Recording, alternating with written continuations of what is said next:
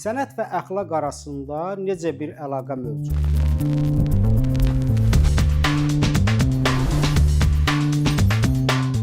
Gəlin əvvəlcə 2500 il əvvələ qayıdıb Platondan başlayaq. Çünki Platonun sənət və əxlaq arasında çəkdiyi sədd ta 18-ci əsrə qədər keçilməz idi. Platon sənət adamlarını nəzərdə tutub şairlər haqqında deyirdi. Şair şəhər daxilində namuslu davranış qaydalarından və bu qaydaları təyin edən doğru, gözəl və yaxşı olandan kənara çıxan heç bir şey yazmamalıdır. Heç bir şair də öz əsərini qanun keşikçilərinə və idarəçilik etmək üçün təyin olunmuş şəxslərə göstərmədən, onların razılığını almadan xalqla paylaşa bilməz. İnqilab yolu ilə iqtidara gəlmiş keçmiş bolşeviklər sənətə eynən Platonun gözü ilə nəzarət edirdilər. Platonun təsiri ilə sənət uzun əsrlər boyu ictimai əxlaqın xidmətçisi roluna məhkum edilmişdir. Dante, Boccaccio, Diderot, Molière və sair Avropa müəllifləri sənəti əxlaqın keşiyini çəkən, ona qulluq edən bir yaradıcılıq növü kimi şərh edirdilər. Şərqdə bu gün də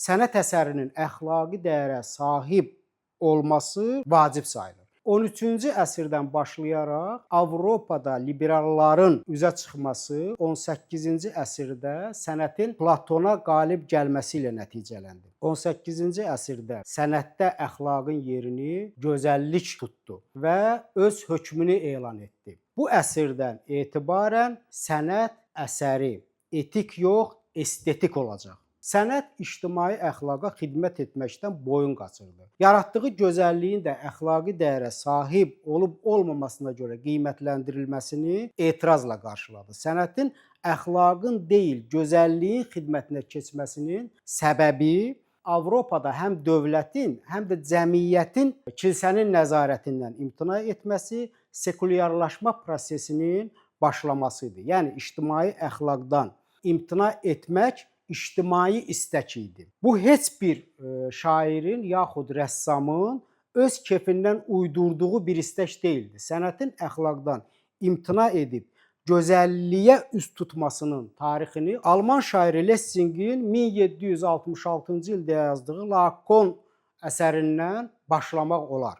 Bu əsərlə sənət kənar məqsəddən arındırılır, estetik təfəkkür önə çıxarılır, sənətin dini və əxlaqi məqsədlərə tabeliyi kökündən rədd edilirdi. Lessing yazırdı. Mən istərdim ki, sənət əsərində sənət adamı yalnız özünü sənətkar kimi göstərsin və onun əsərinin ilk və son məqsədi gözəllik olsun, gözəllik yaratmaq olsun. Əxlaqi ölçülərin hiss olunan izlərini daşıyan hər hansı əsər bu ada layiq deyil. Çünki belə əsərdə sənət öz xatirinə deyil, əxlaqın mənafeyinə xidmət edən bir alətdir. Kant da eynən Lessingin bu fikirlərini bölüşürdü. Bununla da sənət əsəri əxlaqi didaktik öhdəlik daşımaqdan azad edildi. Amma bu yalnız qərb sənətində, ədəbiyyatında baş verir. Biz Lessingin 300 il əvvəl dediyi bu sözləri şərqdə bu gün də təkrar etsək, belə bir fikir yaranacaq ki, əgər sənət əsəri əxlaqı təbliğ etmirsə, demək əxlaqsızlığı təbliğ edir. Halbuki Hegelin estetikasında sənət dünyanın taleyi və tarixin memarı olan mütləq ruhu ifadə edirdi. Bu ruh sonsuz və mütləq ideyanın aid olduğu dövrün və millətin ruhunun təzahürü idi. Bu artıq gözəlliyə xidmət edən sənətin öz əxlaqı sayılır.